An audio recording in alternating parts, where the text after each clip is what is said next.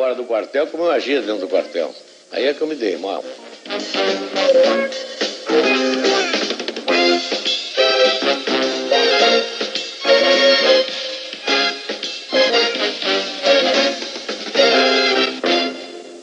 No início de agosto do ano passado, quando o presidente teve a primeira crise séria de dores nas costas e foi internado num hospital aqui de Brasília, eu tentei visitá-lo como amigo, mas fui barrado como jornalista. Então eu escrevi uma carta para o presidente e ele me respondeu com esse cartão. Meu caro Alexandre, estou muito alegre com a sua carta. Venha me visitar como amigo e não tenha receio de se portar como jornalista. Isso me encorajou a pedir uma entrevista ao presidente. Eu falei com ele e ele me disse que estava disposto a conceder a entrevista. Mas isso já faz mais ou menos 6 meses. Eu imagino que durante 6 meses o presidente protelou a entrevista porque não queria que ela fosse confundida com uma influência no processo sucessório. Depois ele me falou que na sua democracia o presidente não tem candidatos e não nomeia o sucessor. Presidente, e o seu candidato? Dizem que no fundo, eu por exemplo recebi uma informação que no fundo o seu candidato era o Costa Cavalcante. No fundo, o meu candidato era o que a convenção indicasse. Mas o Costa Cavalcante estava entre aqueles que eu preferia que fosse indicado. Mas o senhor um dia disse para o Armando Falcão que o Aureliano poderia ser o... Disse, uns 2 anos e meio antes da sucessão, ele me perguntou na casa do meu filho e disse: o Aureliano Chaves é um bom candidato. Apenas isso. Disse, seria um bom candidato. O senhor não quis indicar ninguém, não quis ter candidato, fez questão de não ter. Não quis indicar ninguém de propositadamente, que acho que o presidente não deve indicar ninguém. Mas interpretaram esse seu cruzar de braços diante dos candidatos como que o candidato seria o senhor. Que o senhor seria candidato o senhor mesmo, que o senhor queria reeleição ou prorrogação ou mandato tampão. Eu estava muito satisfeito com a presidência da República. Eu desde o começo dizia que não gostava do poder, então diziam, um presidente que não gosta do poder não pode ser presidente. Se eu tivesse dito que gostava do poder, ele é um ambicioso. Mas o fato é que eu não gostava mesmo. E o Maluf, presidente, também. Outra pergunta que fica no ar, que o senhor não teria se importado com a derrota dele, em primeiro lugar. O senhor... Não é que eu não teria me importado com a derrota dele, eu me importei com a derrota do candidato do meu partido. Como era casualmente ele, eu me importei, eu preferia que não...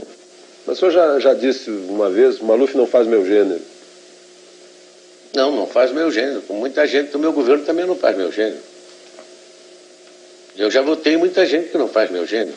Eu tenho muitos candidatos que absolutamente não eram do meu gênero, mas eram do meu partido. Por exemplo, o senhor tinha um candidato que era seu colega de farda, o Lotte? Fazia meu gênero. Eu não votei nele. Votou no que não fazia seu gênero. Se eu pudesse, teria votado nele. Estava muito mais identificado com o que eu aprendi no Exército com meu pai do que com o que os outros diziam. Quer dizer, conclusão, o Maluf não fazia seu gênero, mas o senhor o apoiou até o fim como candidato do seu partido? Como candidato do partido. Quando quiseram que eu indicasse um candidato, eu não indico porque não é do temperamento. E mesmo que fosse o meu temperamento, eu não indico porque me tiraram o AI-5. Aliás, eu explicar se eu me tirou o AI-5. Mas eu indiquei. O senhor indicou porque tinha o AI-5. Me dá o AI-5, talvez eu indique. Se o senhor tivesse o AI-5, o senhor faria isso? Não. Se o senhor tivesse o AI-5, o que o senhor faria com ele? O AI-5? Rasgava. Infelizmente, o galho rasgou antes de mim. Presidente, João Batista de Oliveira Figueiredo, o homem, imaginou algum dia que seria presidente da República? Não, nunca imaginei. O máximo que eu almejei na vida foi chegar a ser um bom oficial de Estado-Maior do Exército. E eu acho que eu consegui. Mas presidência da República nunca me passou pela cabeça. Como é que o senhor soube que seria presidente? Diziam assim que o senhor já sabia muito antes. Foi mesmo no dia que se fala, no dia 27 de dezembro? Foi no dia 27 de dezembro de 1978, na Granja do IP, quando o presidente Geisel me chamou para me comunicar que se tinha fixado o meu nome. E eu, nessa oportunidade, eu disse para ele que eu não seria tão cretino a ponto de dizer a ele que estava sendo surpreendido, porque já mesmo os jornais iam falando no meu nome. E que, portanto, eu estava preparado para um dia ter que responder aquela pergunta. E já que ele estava fazendo aquela pergunta, eu perguntei para ele se era uma ordem ou se era um convite. Ele disse, não, estou lhe consultando. Então, não, eu não quero. Mas por que não quer? Porque eu me conheço. O senhor não me conhece bem. O senhor serve comigo, mas nós nunca tivemos um contato tão íntimo a ponto do senhor dizer possa me conhecer bem. Eu me conheço e sei que não sirvo para isso. O meu temperamento e os meus... Se eu consulte meus colegas do Exército, eles todos vão coincidir comigo que eu não sirvo para isso. Depois eu não quero. Ele tornou a insistir e eu pedi a ele 24 horas para ele pensar. No dia seguinte ele voltou para mim, conversamos, e ele disse, não tem jeito, vai ser você mesmo. E o vice foi o senhor que indicou?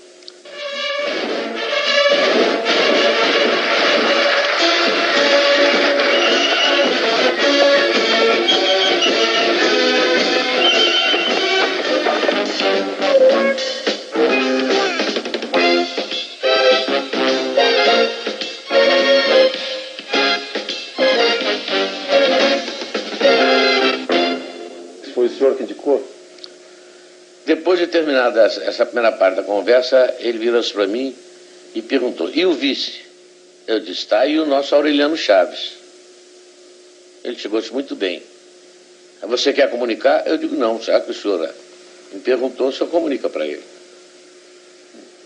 Mas quem citou o nome do Aureliano Chaves fui eu. Esclarece muitas versões aí de quem teria indicado. Não, ele não me indicou. Não me indicou absolutamente. Não me indicou nome nenhum. Outra coisa, presidente, que também está no ar. O seu relacionamento com Aureliano Chaves. Por que houve o afastamento? Isso é bom perguntar a ele. Ele saberia responder? Eu acho que sim. E o senhor chegou a ponto, assim, de antes de assumir a presidência ou depois de ter assumido, chegou a ponto de ter vontade de desistir, presidente? Não, depois que eu assumi um compromisso, jamais desisti de alguma coisa. Nunca passou pela cabeça desistir de coisa nenhuma. E até o fim? E até o fim. E a família? A presidência prejudicou a sua família?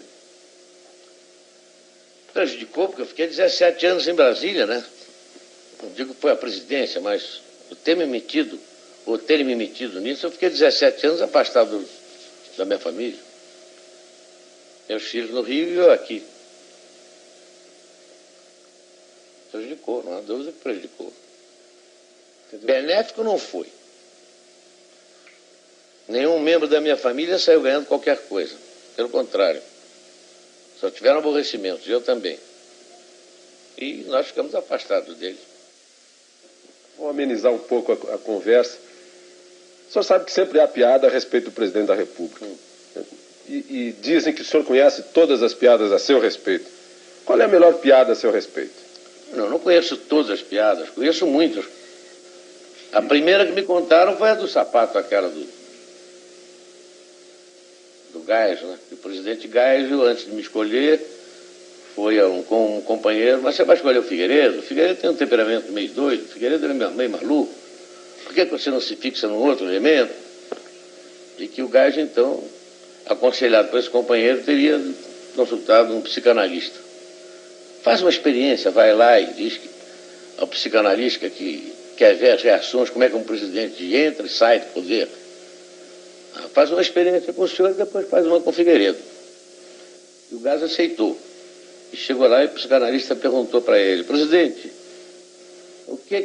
qual é o objeto que normalmente é quadrado, mas pode ser redondo, pode ter 4 pés, pode ser 6, serve para a gente se reunir em torno, para fazer refeições ou para conversar. Enfim, tem uma porção de utilidades, não sei o quê. Ele pensou, ele disse, uma mesa. Ele disse, muito bem, isso está perfeitamente. E qual é o objeto que todo mundo usa? Geralmente, para não andar com o pé no chão, todo mundo usa.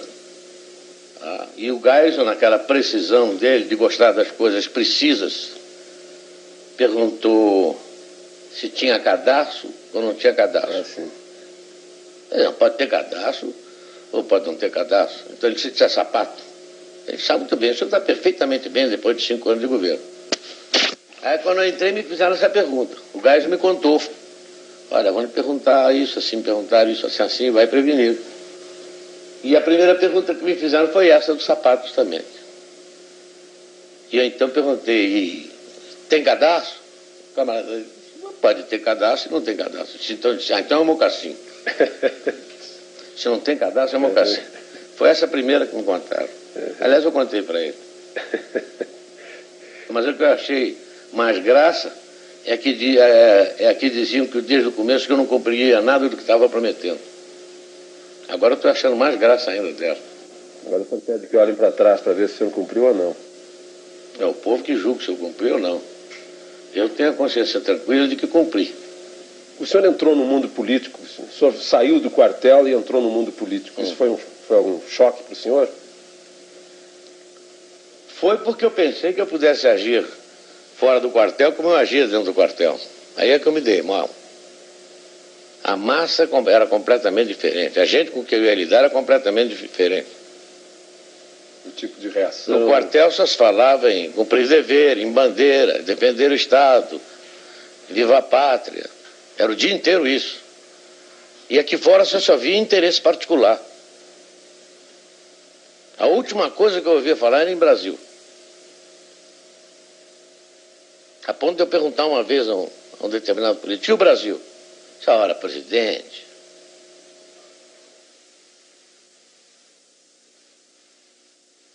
Vou pensar melhor. Absolutamente. É para abrir, quer dizer, general?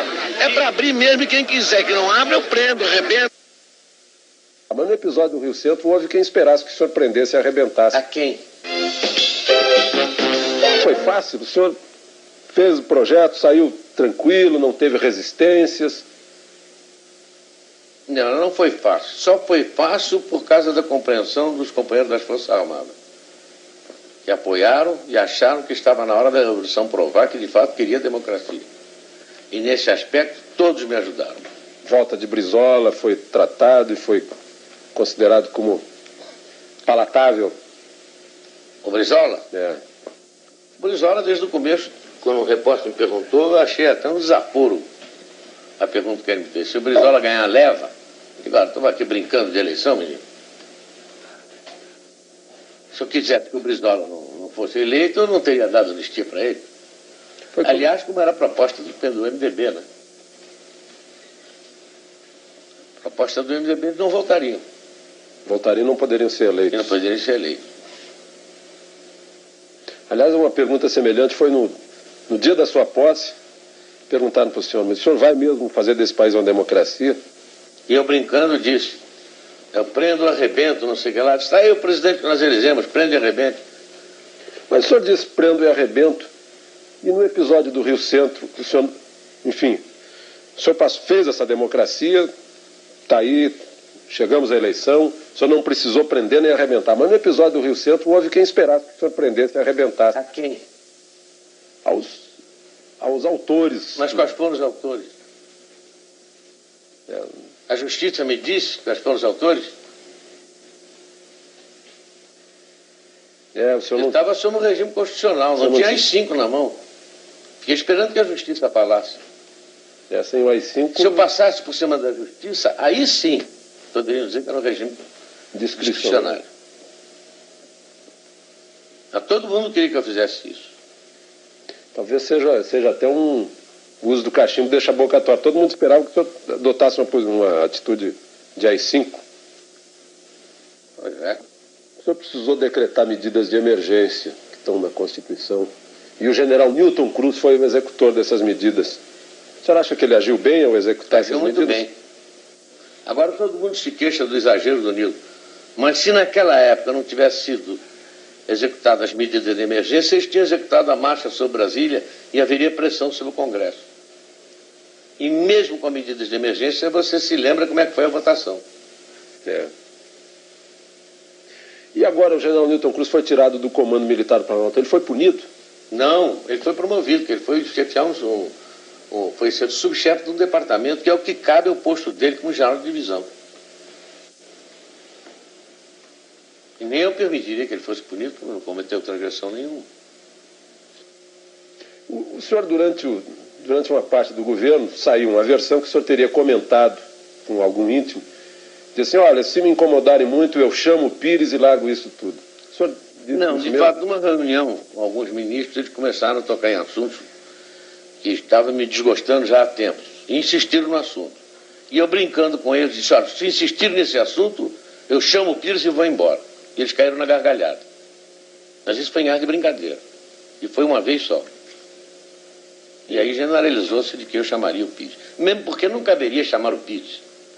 Se eu tivesse que ir embora, teria quem chamar. A Constituição diz quem é que teria que ser chamado. Vice-presidente. Agora, foi uma brincadeira minha. Presidente, por falar em chamar o Pires, a Veja publicou na outra semana uma versão de que no segundo semestre do ano passado teria estado na iminência de haver um golpe militar. O senhor leu essa versão? O que o senhor acha? Li depois de me chamar a atenção e achei muita graça. Porque eu nunca estive na iminência de dar um golpe. Sempre que houve possibilidade de alguma coisa, eu entrei e valeu. Jamais passou pela cabeça do general Pires aquilo. Aquilo ali foi a maior história de ficção que eu já li na minha vida. Tem ali algumas meias-verdades e alguns assuntos que nós possamos ter discutido.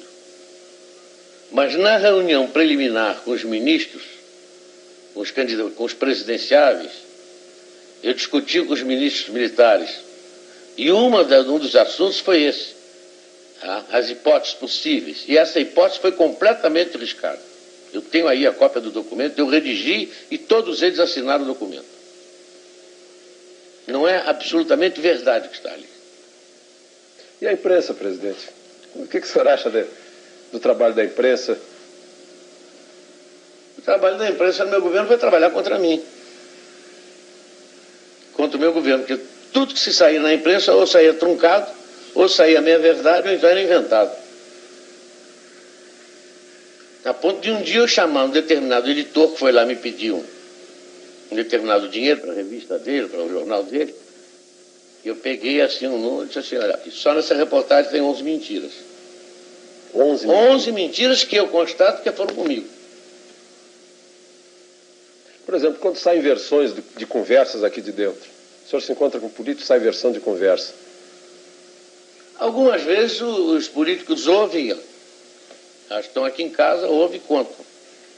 Tem alguma coisa de verdade. Outras vezes não tem absolutamente verdade nenhuma. Como é que o senhor... Quer dizer, o senhor fica meio sem ter meios de... Não, às vezes eu mando agradecer ao político a veracidade com que ele contou a conversa. Já muitas vezes aconteceu isso. A fidelidade com que ele repetiu. Quando eu me expressei ontem a respeito do comício, foi um pensamento meu. Foi uma colocação má minha. Eu não me subexpressar. Eu desejo fazer uma retificação. O senhor, afinal, disse ou não disse para o Franciscato que o senhor queria estar no comício das diretas no Rio de Janeiro? Nesses últimos 6 anos, muitas perguntas ficaram no ar, sem resposta. Eu trouxe essas perguntas aqui para a residência do Torto para fazê-las ao presidente. Presidente, eu vou começar por um episódio lá da Espanha. O senhor, afinal, disse ou não disse para o Franciscato que o senhor queria estar no comício das diretas no Rio de Janeiro? Não, não disse, jamais disse a ele. Chamei imediatamente o Franciscato e pedi a ele para desmentir aquela verdade que ele havia dito. Que eu entendi que ele disse para querer me beneficiar. E o coitado Franciscato, ao desmentir, foi infeliz. Dizendo que tinha se traído, que tinha ouvido alguma vez eu dizer isso. Eu nunca disse isso a ele. Que teria cometido a inconfidência, mas o senhor realmente não disse? Não, absolutamente, nunca disse. Outra coisa que ficou no ar um dia... A única coisa que eu disse foi na entrevista que eu dei na África, quando começaram a me perguntar na entrada ali da casa em que eu estava hospedado, presidente, e as eleições diretas? Eu comecei a entrevista assim, jamais passou pela minha cabeça fazer a eleição direta agora. No entretanto, se o partido assim decidir, o Congresso decidir, eu como homem de partido tenho que me submeter. Afinal, todos nós somos pelas diretas. Eles começaram aqui no Brasil, a notícia chegou aqui no Brasil O presidente está de acordo com as diretas. Não está de acordo, mas não para... Mas naquele momento, não. Tanto que o senhor depois propôs para 88. Eu propus para 88. E justamente eu não estava de acordo porque não eram essas regras do jogo. E toda a imprensa brasileira acusava o regime de estar sempre mudando as regras do jogo. Então vamos com elas até o fim.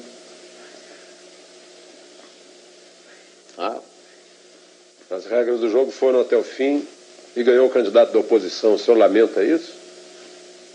Lamento, que eu preferia que tivesse ganho do meu partido, fosse ele quem fosse. Mas um dia o senhor estava com o candidato do seu partido, e essa é outra pergunta que ficou no ar.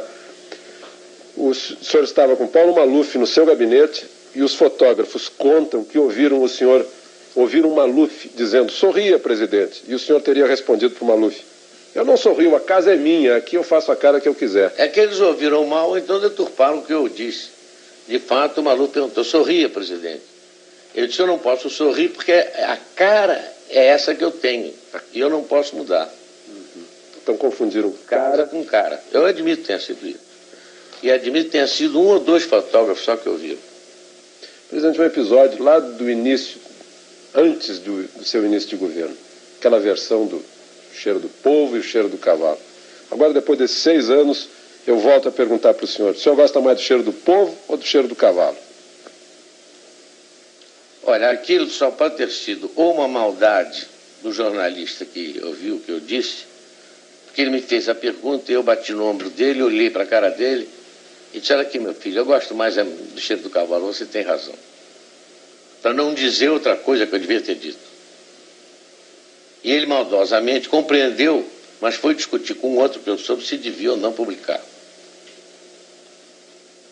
Mas já que você me fez essa pergunta, seria uma imbecilidade de mim, a toda prova, eu ter dito que gostaria mais do cheiro do cavalo.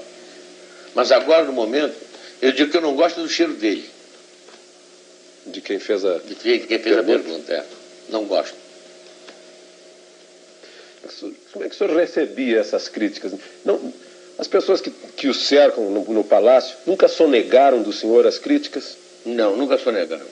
Até pelo contrário, quando alguns exageravam até nas críticas, o SNI sempre me informou muito bem. E os companheiros também sempre me informaram muito bem. Eu recebia com naturalidade. E às vezes até com uma ponta de ironia.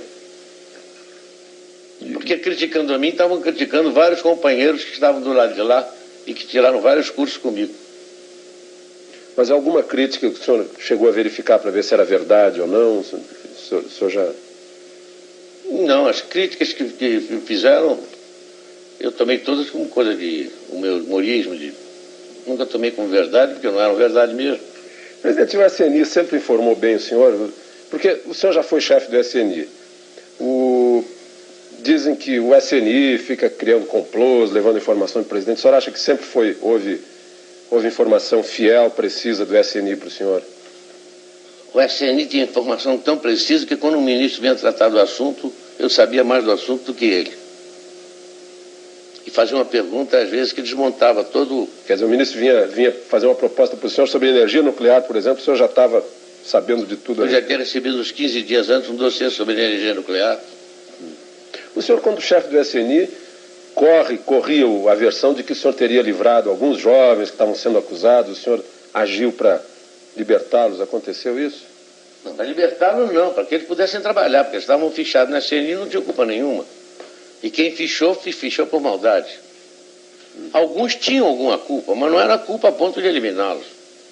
Alguns até eu empreguei lá mesmo. Qual foi a maior tristeza que o senhor teve nesses 6 anos? Por ter constatado que alguns homens que eu pensava que fosse alguma coisa eram completamente diferentes. O senhor não gostaria de citar o nome desses homens? Não, porque um dicionário era capaz de não caber todos os nomes deles. E a maior alegria, presidente? A maior alegria foi não ter conhecido antes algumas pessoas que eu poderia ter conhecido. Essas o senhor poderia citar? E ter conversado com o presidente Geisel depois de tanto tempo, em que diziam que nós estávamos brigados, em que eu convidei para almoçar e ele veio e conversamos durante 3 horas. Faz um mês isso, mais ou menos? Faz mais tempo. Qual foi o tema da conversa, presidente? Foi a sucessão presidencial. Porque eu senti que ele tinha uma opinião e eu tinha outra. Mas saímos bons amigos. Ele do lado de lá e eu do lado de cá. Continua a relação? Eu espero que sim. Eu não tenho nada contra ele, gosto muito dele. O senhor me contou sobre o Darcy Jardim de Matos. O senhor me falou assim, é desse tipo de homem que esses são os homens que eu admiro. O senhor o convidou para conspirar antes de 64, ele disse, eu não entro em conspiração, mas vou estar ao seu lado. Ele e meu irmão Diogo. E foram os dois primeiros que se apresentaram. E nunca conspiraram. Mas é depois, onde eu queria chegar é o seguinte, depois desses 6 anos, eu vejo aí na votação do presidente da República no colégio eleitoral, a primeira vez que seu nome foi lembrado no plenário foi por um ex-caçado, Jorge Carone, que agradeceu ao senhor pela anistia. Como é que o senhor, depois desses 6 anos, como é que o senhor analisa o coração dos homens, as pessoas que o senhor conheceu? Como qualquer homem de bom senso, qualquer homem de bem poderia analisar. O que eu poderia esperar? Eu não poderia esperar isso. E, no entanto, devo isso a ele. O senhor imagina agora que o senhor está passando a faixa para o Tancredo, o que passa no seu pensamento? A declaração de um ortopedista do Rio de Janeiro, dizendo que não gostaria de ser seu médico, porque o senhor é um paciente muito indisciplinado. O senhor causou problemas para o Dr. Newton, presidente? Só o Dr. Newton que pode responder isso, eu não sei. Agora, que ele é um chato, é. Como é que o senhor está hoje, física e espiritualmente? Olha, fisicamente eu não estou muito bem, porque ainda estou com a perna meio boba. Mas espiritualmente estou muito bem. Estou com a consciência tranquila, fiz o que eu achava que poderia ter feito. Não fiz o que eu achava que não deveria ter feito. Acho que estou muito bem e contente que falta pouco tempo. O senhor já calculou hoje quantos dias faltam? Eu tenho uma tabela lá nas baias, eu não fui lá nas baias hoje. Faltam 8 com 28 de fevereiro, são 36 com 15, 46, 51 dias. O senhor está contando mesmo os dias que faltam? Todo dia vou lá nas baias, quando eu vou lá eu corto. Mas o senhor foi à ONU, o senhor esteve no México. Como é que foi nesses 2 últimos anos aí? O senhor parece que defendeu um ponto de vista que foi vitorioso. Eu comecei inicialmente procurando congregar todos os países sul-americanos em torno de uma ideia, de uma fala só no sentido daquelas partes comuns de política externa. Consegui. E depois fui à ONU para, vamos dizer, uma fala de alerta. Mas, infelizmente, esse alerta começou a ter resultados agora com a reunião de Cartagena. Quando eu senti que, de fato, os países desenvolvidos começaram a se preocupar. Mas, nesse ponto, o doutor Tancredo Neves tem razão. Dinheiro se paga com dinheiro. Então, ele tem que arranjar dinheiro para pagar. O senhor sempre pagou a dívida com dinheiro? Sempre paguei dívida com dinheiro. Não paguei com a miséria do povo, não paguei com dinheiro mesmo. Eu espero que ele consiga isso também. Presidente, governo Tancredo Neves, o que o senhor espera do governo Tancredo Neves? Eu não espero do governo dele, eu espero que ele tenha um pouco mais de sorte do que eu tive. E que no final do governo dele o povo faça mais justiça a ele do que fez a mim. Mas agora no final do seu governo até a oposição está fazendo justiça ao senhor. Foi lá no Palácio, o Hélio Garcia, o José Richa, o Iris Rezende estão convidando o senhor para homenagens, comícios. O senhor vai nesses comícios? Não. O senhor não vai mesmo? Nem de lá do cá, nem do lado de lá. Mas fico muito honrado com o convite que eles me fizeram, muito agradecido. Sinal que alguém reconheceu que nem tudo que eu fiz foi ruim, né? O senhor agora, lá no sítio do Dragão, o senhor vai estar tranquilo. Se alguém aparecer lá para falar em política, pedir conselho, pedir que o senhor volte, ser candidato a alguma coisa, ser candidato a senador, alguma coisa assim. Eu acho que não vai aparecer ninguém. E se aparecer? Duvido. Eles me conhecem. A partir do dia 15 de março eu não sofro certas restrições que o cargo impõe. Você não precisa se conter. Não preciso me conter. O senhor me contou certas coisas que a gente não pode revelar, que realmente o senhor tinha boas razões para não se conter e se conteve. Tanto que tenho medo de não poder me conter depois do dia 15. No dia que o senhor estiver passando a faixa para o Tancredo, no dia 15 de março, o senhor imagina agora que o senhor está passando a faixa para o Tancredo, o que passa no seu pensamento? Eu tenho pena dele. Tenho uma pena danada dele. Por quê, presidente? Ele vai passar pelo que eu passei. O senhor não acha que ele está com mais opinião pública dando força para ele? Tá com... Esse é que é o perigo, justamente. É que ele está com o apoio da opinião pública, está todo mundo esperançoso que ele possa fazer milagre, mas ele já disse que não vai fazer milagre, porque ele é um homem inteligente e sabe que não pode. Ele esteve aqui conversando com o senhor. Ele jantou comigo aqui uma vez, há uns 2 ou 3 anos atrás, e esteve no palácio outro dia. Esteve no hospital me visitando. E várias vezes encontrei com ele em solenidade, em Minas, aqui mesmo. Essa passagem de serviço o senhor já abriu a ele? Ele já está, de certa forma, sendo ouvido? Já, eu disse a ele que tinha todos os órgãos do governo à disposição. Se ele quisesse, eu mesmo estaria à disposição dele para qualquer coisa. Inclusive nessa questão de fechamento da renegociação da dívida? Não, isso nós não tocamos. Agora, apenas disse a ele que iria ser difícil. Porque se dependesse do governo americano, muito bem. Mas não depende do governo americano, depende dos banqueiros americanos. Presidente, hoje, se o senhor olhar para trás nesses 6 anos, e na hipótese que eu acho que para o senhor seria uma péssima hipótese, se eu tivesse que assumir a presidência da República, que coisas que o senhor fez que não faria? E que coisas que o senhor deixou de fazer que faria? Coisas, fatos?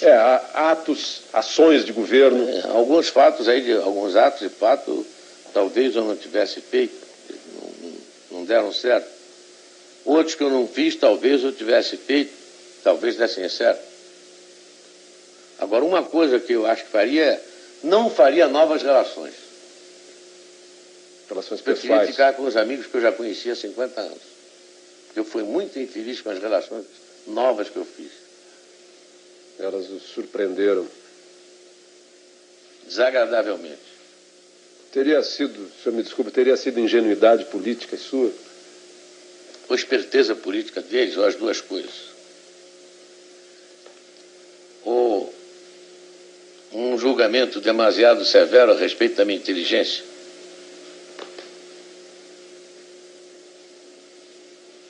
O senhor ficou muito magoado com isso, né? Com alguns enganos a respeito de pessoas que o senhor teve ao longo desses anos. Fiquei magoado, fiquei surpreendido. Com alguns eu não fiquei magoado porque eu já esperava. Com outros eu fiquei magoado porque eu não esperava. Porque eles sabem que nunca poderiam esperar isso de mim. E a prova disso é que até hoje tentam falar comigo. Presidente, agora, deixando de lado os políticos, e a gente imaginando que aqui essa câmera está registrando a entrada do senhor na casa do brasileiro médio, do povo, do povão, o que o senhor diria agora para o povão que está vendo o senhor aí, nesse momento que o senhor está deixando a presidência da República? Bom, o povão que poderá me escutar será talvez os 70% dos brasileiros que estão apoiando o Tancredo. Então, desejar que eles tenham razão e que o doutor Tancredo consiga fazer um governo bom para eles. E que eles o doutor Tancredo consiga dar a eles o que eu não consegui. E desejar felicidade para eles. E que me esqueçam. Aliás, eu pedi isso desde o começo. Se lembra? Mas eu tenho a impressão que a história não vai esquecer certas coisas, presidente. Anistia, por exemplo, em primeiro lugar, e acesso à democracia que está aí.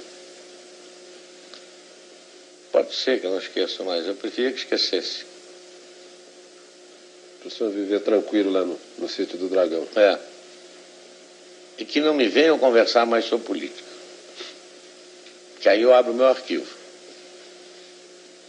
O senhor tem cartas e papéis guardados? Muitos. Bom, presidente, muito obrigado ao senhor. Obrigado. Obrigado a você também. E obrigado a vocês.